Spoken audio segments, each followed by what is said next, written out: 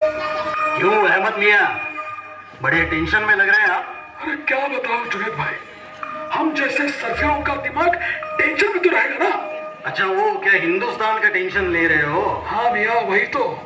वैसे तो हिंदुस्तान पर हमला भी नहीं कर सकते।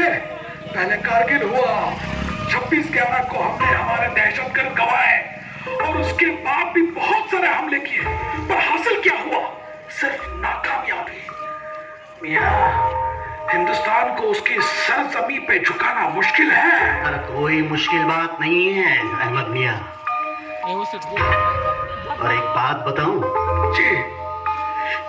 इनके सरजमी को झुकाने के लिए हमें यहाँ से आतंकवादी भेजने की कोई जरूरत ही नहीं है। तो हम हिंदुस्तान में ही आतंकवादी पैदा करेंगे। हाँ? वो कैसे?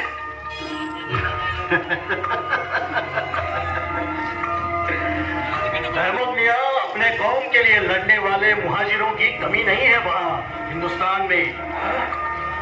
जानते हो, सदियों पहले आलमगीर औरंगजेब ने मूर्तियां तोड़कर इस्लाम फैलाया था।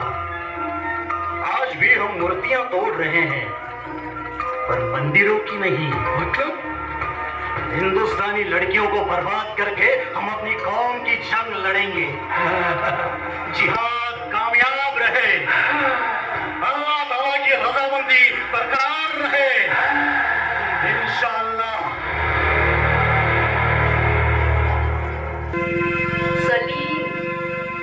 सलीम अरे काय बघतोस असं?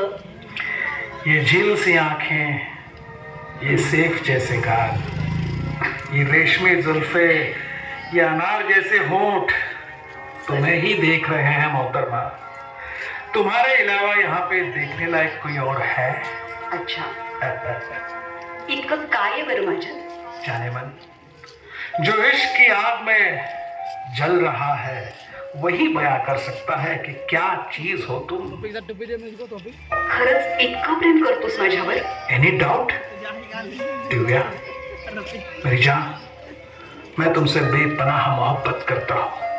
तुमने महसूस नहीं किया अब तक? हो सलीम, मी तर तुझ्याशिवाय एक क्षणही राहू शकत नाही। एक पल भी नहीं? तो बताओ, मेरे लिए क्या कर सकती हो तुम? बताओ। सलीम, तू म्हणशील ते सगळं करायची तयारी आहे माझी। देख लो जाने मन, अगर ऐन वक्त पे मुझे दगा दिया तो जान देने के अलावा मेरे पास चारा नहीं रहेगा। मेरी जिंदगी और मौत तुम्हारे हाथ है जाने मन। सलीम, तशी वेळ आली ना तर दोघंही जीव देऊ। Great, this is called commitment my dear. By the way Divya, तुम यहाँ हॉस्टल छोड़ के मेरे साथ रहती हो, ये तुम्हारे घर वालों को पता है ना? नाही रे, पण बोलेन मी आता। व्हाट? आज तक तुमने नहीं कहा उनसे? और तुम्हें क्या लगता है कि इसके बाद अगर तुम उनसे बोलोगी तो वो इसकी इजाजत दे देंगे? सलीम, तू सांग, त्यांनी परवानगी नाही दिली तर आपण काय करायचं? दिव्या, ऐसी मनहूस बातें मत करो यार, मेरा जी घबरा जाता है। मैं ये सहन नहीं कर सकता, मैं मर जाऊंगा। मैं नहीं जी सकता तुम्हारे बगैर। मैं तुम्हें खोना नहीं चाहता। सलीम प्लीज, इतका काय हातबल होतोस? माझ्यासोबत जगून दाखवायची तयारी आहे ना तुझी? हाँ, वैसे कोई बात नहीं है, लेकिन दिव्या, अगर तुम्हारे घर वालों ने इसकी इजाजत नहीं दी तो आगे क्या करेंगे हम? पुढं काय करायचं म्हणजे? नाही दिली तर नाही दिली, परवानगी दिली नाही तरी तुझ्यासोबत आयुष्य काढायची तयारी आहे माझी। दिव्या, हे बघ सलीम, कितीही त्रास होऊ दे, कितीही संकट येऊ दे, त्या सगळ्याला समर्थपणे तोंड देईन मी, पण तुझी साथ कधीही सोडणार नाही रे। ग्रेट ग्रेट दिव्या, यही उम्मीद थी मुझे तुमसे। सलीम, दिव्या, सलीम एवढा का एक्साइटेड होतोस? दिव्या, तुमने आज मेरे दिल का एक बहुत बड़ा बोझ हल्का कर दिया है। अरे पण इतकं आश्चर्य वाटण्यासारखं काय आहे त्यात? माझ्यावर विश्वास नव्हता का?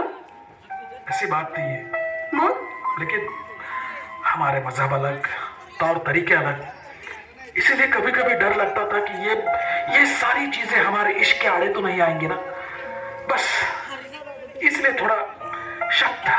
सलीम, नको ना भिऊस तू, इतकाही नको घाबरू यार। दिव्या, हा तुझा जो हात धरलाय ना मी, तो सोडण्यासाठी नाही, आयुष्यभर सदैव मी तुझ्या सोबत असेल। My darling, thanks.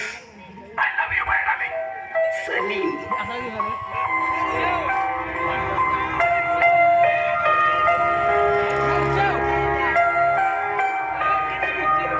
हो. अहो बोल ना. अहो तो पेपर ठेवा आधी. आज मुलगी यायची आहे ना हॉस्टेलवरून आणि तिला आणायला बस स्टँडवर जाणार आहात ना? हो ग, खरं तर मी तिला आणायला हॉस्टेलवर जाणार होतो, पण तीच बोलली बस नाही येते म्हणाली. बसनं येते म्हणाली, मग हॉस्टेलवर का नाही? अहो का कुणास ठाऊक, पण नको नको ते विचार मनात येतात आणि ना उगीच हुरहुर लागून राहते मनाला. सुभद्रा, अगं वेडी आहेस का तू? कशाला उगीच काळजी करत बसतेस? आपली दिव्या आता मोठी झाली आहे, लहान नाही ती, आणि चांगलं वाईट सगळं कळतं ग तिला. आणि उगीच काळजी करू नकोस आणि स्वतःचं विनाकारण स्वास्थ्य बिघडवून घेऊ नकोस. अहो बघा ना, मुलगी हॉस्टेलला गेल्यापासून अशी दुरावल्यासारखी झाली आपल्याला. धड हॉस्टेलवर भेटायला येऊ देत नाही आणि इथं आली ना तरी सुद्धा कुठंतरी हरवल्यासारखी असते. तिच्या मनामध्ये काय चाललंय हेच कळत नाहीये मला. खरं सांगू का सुभद्रा, आपण आपल्या मुलांना मोकळेपण द्यायला हवं.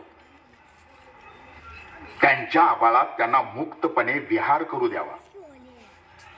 त्याने आकाशात झेप घेण्या अगोदरच त्यांचे पंख छाटण्याचा प्रयत्न करू नये ग आपण. अहो तुम्ही म्हणताय हे सगळं खरं आहे, पण तरीही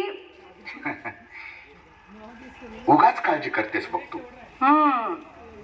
म्हणायला सोपं आहे हो तुम्हाला हे, पण आई झाल्याशिवाय तुम्हाला नाही कळायचं. आणि खरं सांगू का, आई होण्याआधी सुद्धा मी एक स्त्री आहे. मुलीचं वळण लगेच कळतं मला. थोडी काळजी घ्यायला हवी हो. आता ती आपल्याला हॉस्टेलवर येऊ देत नाही, एवढ्यावरून तुम्हाला तरी काहीतरी वाटायला हवं ना. काही वाटत नाही. आता जग खूप पुढे गेले सुभद्रा. बास बास बास बास, माझं काही एक पटणार नाही तुम्हाला. काहीतरी विचित्र घडलं ना की मग तुमचे डोळे उघडतील. ते राहू दे, तुम्ही तिला स्टँडवर जाताय ना आणायला? हो हो हो हो विसरलोच होतो मी. बरं बाई, निघतो मी. आता कोण आलं यावेळी? दिव्या, तू? अगं तू घरी कशी आलीस? कशी म्हणजे? मी येणारच होते ना. का? तुला का आश्चर्य वाटतं? अगं आश्चर्य नाही ग, पण तुला तुझे बाबा न्यायला येणार होते ना स्टँडवर. हो, पण तूच मला मागापासून गप्पामध्ये गुंतवून ठेवलंस ना, आणि वेळ झाला मला. जाणारच होतो, तेवढ्यात ती घरी आली. तुम्ही गप्पा बसाओ. दिव्या, तू मला पहिल्यांदा सांग की तू कशी आलीस? अगं काय झालंय काय तुला? सतत प्रत्येक गोष्टीची चिकित्सा करत असतेस. आपणाला थोडाही त्रास होऊ न देता पोरगी घरी आली. अगं तिच्या त्रासाचा विचार कर की आल्या आल्या पोरगीची उलट तपासणी सुरू केलीस. बाबा बरोबर आहे तिचं. काही शंका असू शकतात तिच्या मनात. आणि हो आई, मी सांगते तुला, मी तर थेट आले. म्हणजे सलीम सोडायला आला होता मला. सलीम? म्हणजे तुझा तो मित्र? हो, पण तो आता माझा फक्त मित्र नाहीये. तो आता माझ्या आयुष्याचा जोडीदार आहे. हा? अगं हे हे काय बोलतेस तू? अहो बघितलं का तुम्ही? म्हणजे माझीच भीती खरी ठरली ना. तू थांब ग जरा. उगीच आकांड तांडव करू नकोस. दिव्या,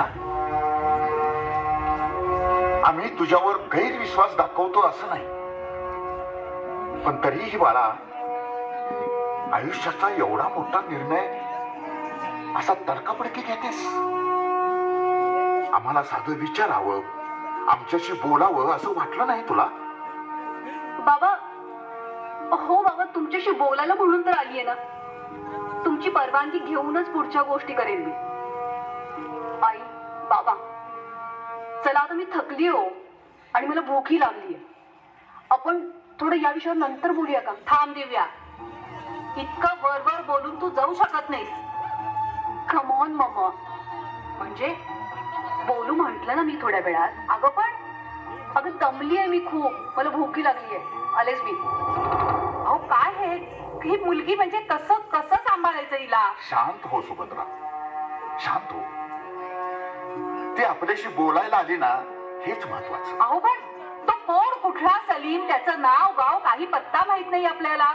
आणि तो इथंवर सोडायला येतो पण घरामध्ये येत नाही, याचा अर्थ तरी काय? हे बघा, मी तुम्हाला पुन्हा एकदा सांगतेय की मला हे सगळं काहीतरी भीतीदायक वाटतंय, भयान वाटतंय सगळं.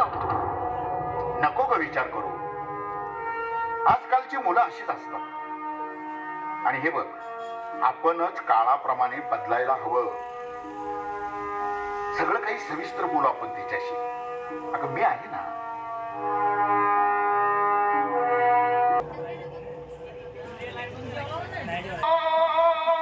अकबर अल्लाहु अकबर अल्लाहु अकबर अल्लाह. दिव्या, अगं काय चाललंय काय तुझं हे? तू नमाज पडतेस? हो, मग काय झालं? आणि अशी का भूत पाहिल्यासारखं किंचाळतीयस? अगं तुला काही अक्कल आहे का? तू काय करतेस हे कळतंय का तुला काही? भानावर आहेस का तू? अहो अहो, लवकर बाहेर या, बाहेर या अगोदर. अगं काय गोंधळ चाललाय तुमचा? बघितलं का, नमाज पढायला बसली आहे ही. हो ना, पडते नमाज. परमेश्वराची प्रार्थना केली, काय चुकीचं केलं ग यात? अगं पण ही कुठली प्रथा आणलीयस आपल्या घरामध्ये? आपल्या देवळात जाऊन देवाच्या पाया पड. हाच आपल्यासारख्या अडाणी माणसाने घातलेला घोळ आहे सगळा. म्हणजे देव, अल्लाह, परमेश्वर, येशू सगळे एक असतात ग. आणि मुळात असं काही नसतंच. असते ती फक्त एक नैसर्गिक शक्ती. मग तुम्ही त्या शक्तीला नमाज पढा किंवा नमस्कार करा, काही फरक पडत नाही. आणि मी काही फरक मानतही नाही. हो हो हो हो हो, तुझं सगळं मान्य आहे मला. आजकालची मुलं तुम्ही म्हणून मोकळे पण दिले, याचा अर्थ असा नको व्हायला की तुम्ही कुठेतरी असं भरकटत जावं. अहो काय भरकटत जाऊ? नमाज पठण चूक आहे का? म्हणून स्वतःचा धर्म सोडायचा? अगं तू हिंदू आहेस हे लक्षात आहे का तुझ्या? हिंदू नमाज पढत नाही तर ते पाया पडतात, हे एवढं माहित नाही तुला? चूक बरोबर हा नंतरचा प्रश्न. पण मला आधी हे सांग, हे सारं कशासाठी? बाबा, तुमच्या मनातली घाण काढून टाकण्यासाठी. परमेश्वराजवळ हिंदू मुस्लिम असं काही फरक नसतो हे दाखवून देण्यासाठी. जिथे माझी श्रद्धा आहे तिथं मी नमस्कार करेन किंवा नमाज पडेन, माझी मर्जी. तुम्ही नाव बदललं म्हणून ईश्वर बदलत नाही की भावनाही बदलत नाही. अगं अगं अगं अगं, कुठं शिकलीस ग हे असं वर तोंड करून बोलायला? हा, हे बघ, तू म्हणतेस ते सगळं खरंही असेल. अहो सगळं खरं असेल काय सांगताय तुम्ही? तुम्ही असं गुळू गुळू बोलून तिला लाडावून ठेवलंय बरं का. नको तितकी मोकळीक दिलीये ना, त्याचा गैरफायदा घेतेय ती. आणि काय का दिव्या, एवढा तुझा तो सलीम लाडाचा, मग तुला घरी सोडायला का नाही बरं आला? बाहेरच्या बाहेर तोंड लपवून का निघून गेला? आणि हे सगळं तू करतेस ना, जे नमाज वगैरे आहे ते, तर मला सांग, तो सलीम कधी देवळामध्ये जाऊन पाया तरी पडलाय का देवाच्या? हे बघ दिव्या, एक सांगते मी, मला परधर्मीय मुलगा तुझ्यासाठी चालणार नाही, लक्षात असू दे. आई, मी धर्म भेदभाव मानत नाही, पण तुम्हाला ते पटणारच नाहीये.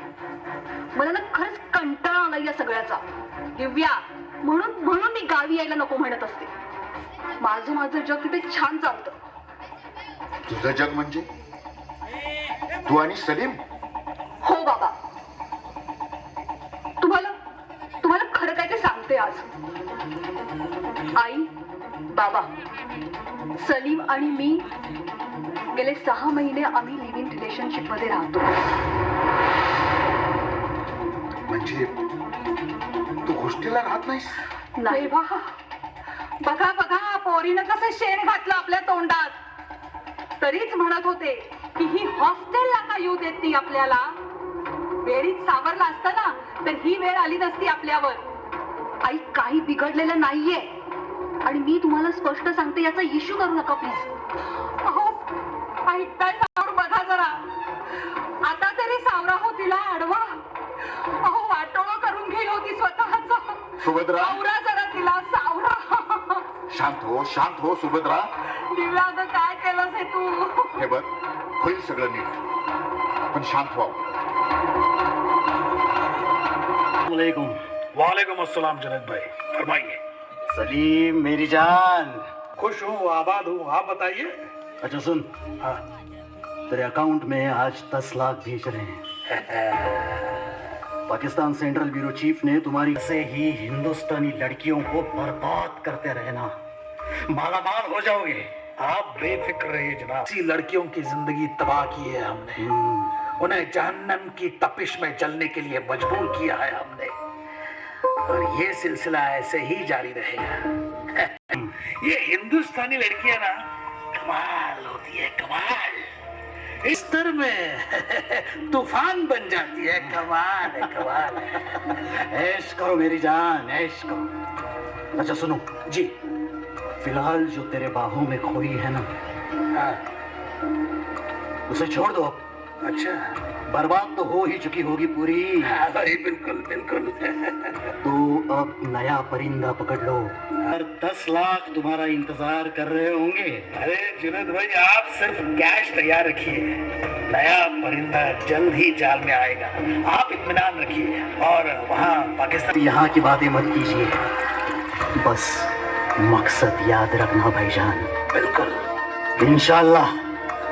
पाकिस्तान जिंदाबाद. खुदा हाफिज. खुदा हाफिज.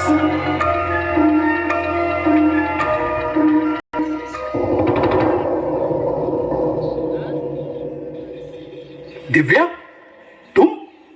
अरे तुम तो कल आने वाली थी ना. नाही थांबले सलीम. तिथे त्या घरात ना आता जागा नाहीये मला. अरे पर. माझ्यासाठी तूच माझं जग आहेस आता. Relax relax baby, relax. हम हैं एक दूसरे के लिए. लेकिन सलीम मला खूप एकटं फील होतंय रे. प्लीज सलीम, मला तू नेहमी सोबत हवायस. कैसी बात कर रही हो यार, मैं हूं ना तुम्हारे लिए. सलीम सलीम आपण उद्याच लग्न करूया. निकाह? हां हो, उद्याच. अरे ऐसे क्या बात कर रही हो. अरे भाई, अगर तुम्हारे घर वाले राजी नहीं है तो हम निकाह कैसे कर सकते हैं. का तू प्रेम काय माझ्या घरच्यांना विचारून केलंस. नहीं, बात ऐसी नहीं है. मग लेकिन हम जिस हाल में रहते हैं, जैसे भी रहते हैं, खुश है ना, तो निकाह की क्या जरूरत है. सलीम, मला हे असलं आयुष्य नको आहे. बाईचं खरं सुख संसारात असतं रे. ओ नो यार. हक्क हवा असतो तिला सर्वार्थानं. तू म्हटला होतास ना सलीम, काहीही झालं तरी तू मला अंतर देणार नाहीस. हाँ, मैंने कहा है ऐसा बेबी, लेकिन ये शादी निकाह का झमेला नहीं चाहिए मुझे. अरे अपनी मस्त लाइफ है, तुम जियो, मुझे जीने दो. सलीम, लग्न नको म्हणजे तू तू असंच वापरणार आहेस फक्त मला. खेळणार आहेस माझ्या आयुष्याशी. अगर असलियत में कहा जाए तो तुम्हारी जिंदगी से खेलना नहीं है मुझे. हो ना सलीम, मग करशील ना लग्न माझ्याशी. पर खिलवाड़ करना है. चिनाल साली. काय काय बोललास तू. चिनाल? हाँ, चिनाल है तू, चिनाल. अरे खेलने की क्या बात कर रही है तू. तेरी जिंदगी तो पूरी तबाह कर डाली है मैंने. अब मुझे कोई जरूरत नहीं है तुम्हारी. चल फट यहाँ से. चल फट. सलीम सलीम सलीम, जातीवर गेलास हो तू. आई म्हणत होती तेच बरोबर होतं.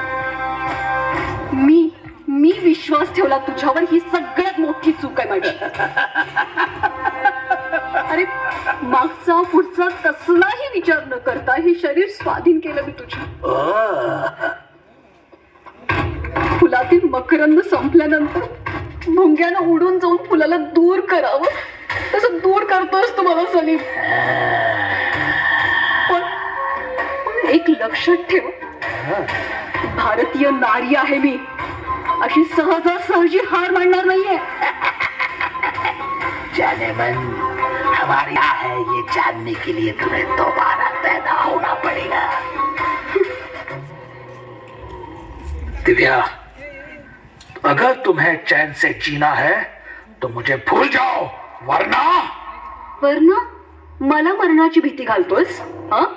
माझा आस्वाद घेऊन जिवंतपणे कधीच मारलेस मला तू. माझं संपूर्ण आयुष्य उद्ध्वस्त केलंस. मरण मग यापेक्षा वेगळं काय असेल रे? बंद कर अपनी नापाक ज़बान. देख ले, मैं जिहादी मुस्लिम हूँ, जिहादी.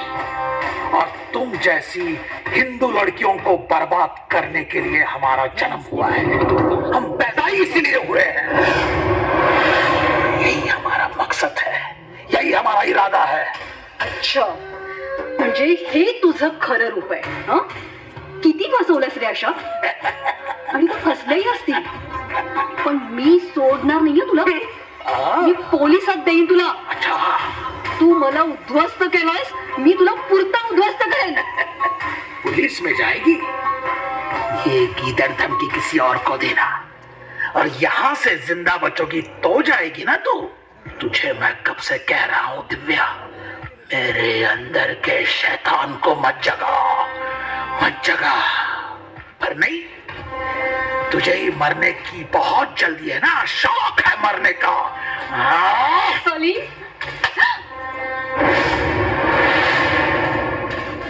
सलीम, तुझ्यासारख्यांमुळेच आमचा देश बर्बाद झालाय. अल्लाउद्दीन खिलजीची औलाद तू. ती कभी नहीं साली मेरे मुंह पे थूकती है. चल कुत्तिया, सलीम, तेरी यही औकात है. सलीम, यही करना चाहिए तेरे सलीम, साथ. सलीम सोड. खोल. सलीम, सलीम, सलीम, कैसे छोड़ूं? कैसे छोड़ूं तुझे? आज तक तुझे बहुत बार जन्नत दिखाई है मैंने. आज जन्नत में भेज रहा हूँ तुझे. डार्लिंग,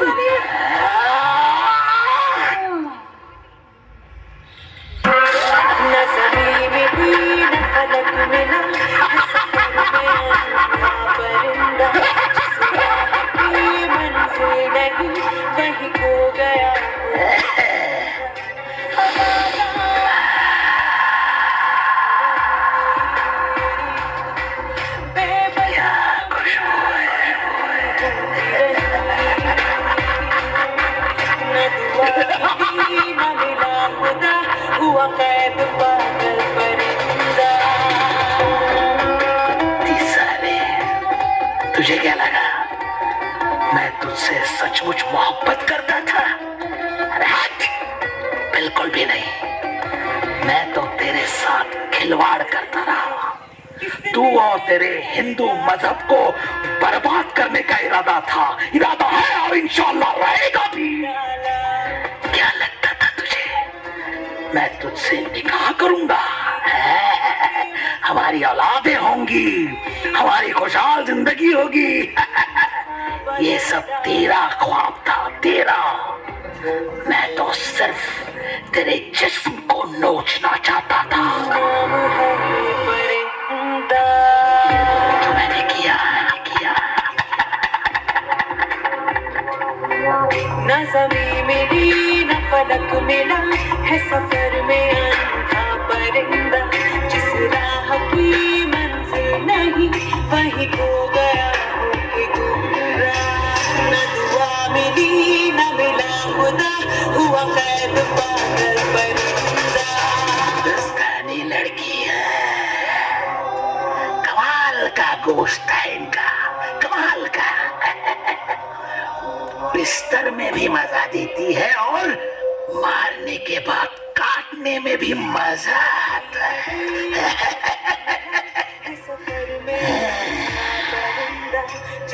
बहुत जोशीली थी साली. इसे फ्रिज में रखकर ठंडा करेंगे. दिव्या डार्लिंग, कैसा लग रहा है अब? ये है तुम्हारा हाथ. इसके छोटे छोटे छोटे छोटे छोटे छोटे छोटे छोटे टुकड़े करूंगा मैं.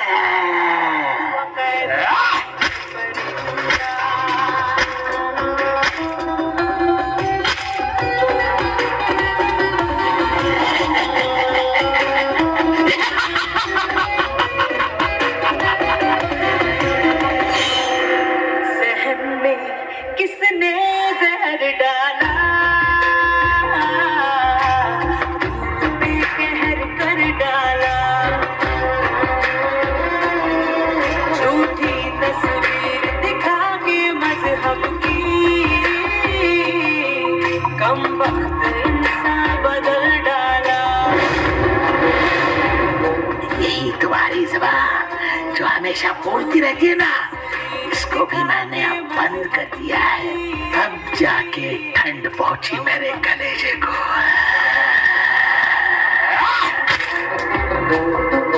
आंखें खुली तो सब दिखा, गुमनाम है ये परिंदा।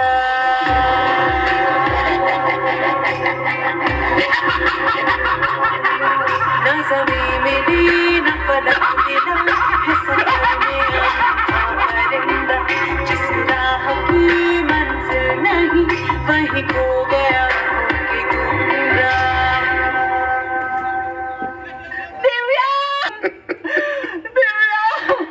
कुठे गेलो माझं बाळ, बघा ना, माझी पोर कुठे गायब झाली. अहो त्या सैतानाला आधी शोधा, त्याला तो जे मागेल ना ते सगळं द्या, पण मला माझं बाळ परत आणून दे म्हणावं. अगं कशी येईल ती परत? त्या हैवानानं एवढे एवढे तुकडे केले ग तिचे, एवढे एवढे तुकडे केले. अहो काय बोलताय असं? माझ्या बाळाच्या बाबतीत असं काही बोलू नका हो. कसं तळहातावरच्या फोडाप्रमाणे आपण तिला जपलं होतं, आठवते ना? एवढंच माझं बाळ होतं ते. किती नाजूक होती हो आपली दिव्या. तिला साधं खर्चटलं तर माझ्या काळजामध्ये कळ जात होती हो. रात्र रात्र जागून तिचं आपण आजारपण काढलं आणि आणि आणि तिचं असं काही नाही नाही नाही ऐकवत नाही. ही सैतानी टोळी आपल्या देशात वाढायला लागली. बाहेर पैसा मिळतो यांना आणि हे ठरवून अशा पोरी बर्बाद करतात ग. कायदा सुद्धा यांच्या समोर गुडघे टेकतो. मोकाट सुटलेत ग हे, मोकाट सुटलेत. आमचा धर्म वाटवायचा आणि धर्मांतराची झोल आमच्या कांद्यावर टाकायची, यासाठी चाललंय सगळं राजकारण. इथं असल्या सैतानांना धडा शिकवायला शिवाजी राजासारखा अवतार पाहिजे होता. शिवाजी राजासारखा असला अवतार.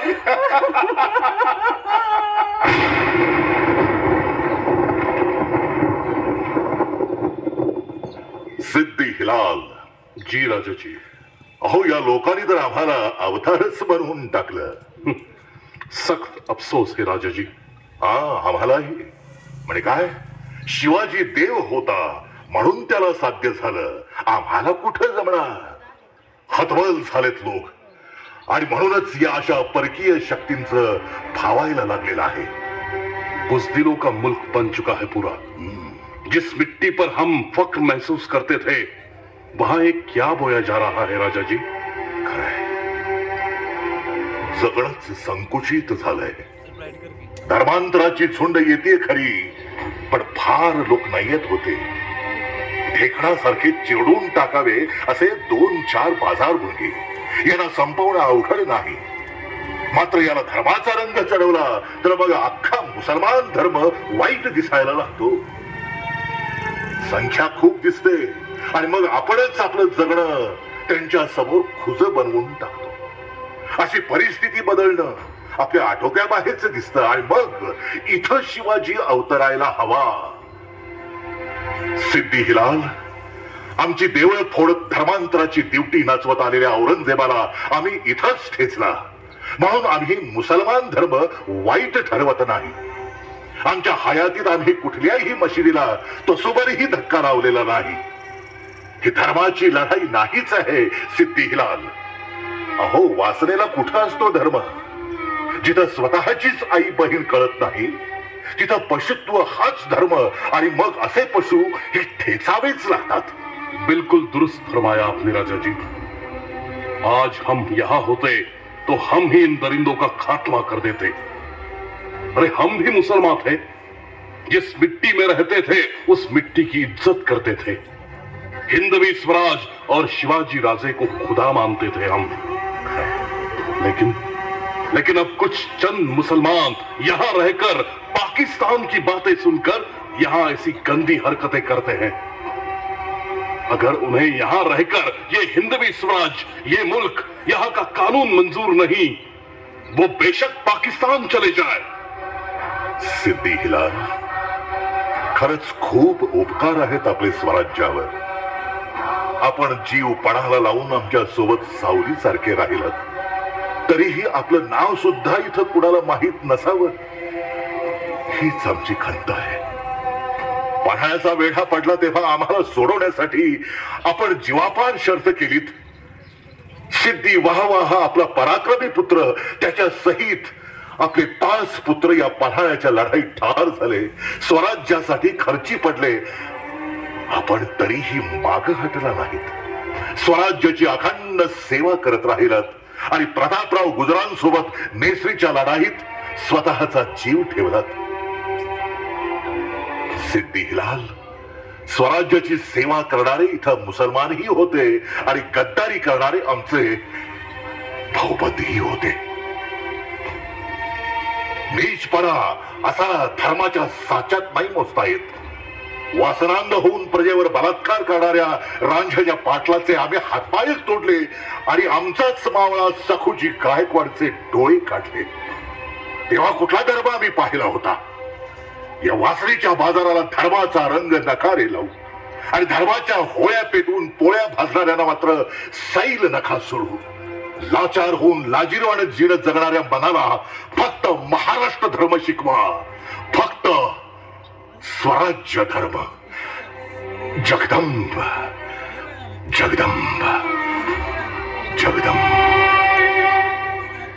न फलक मिला है सफर में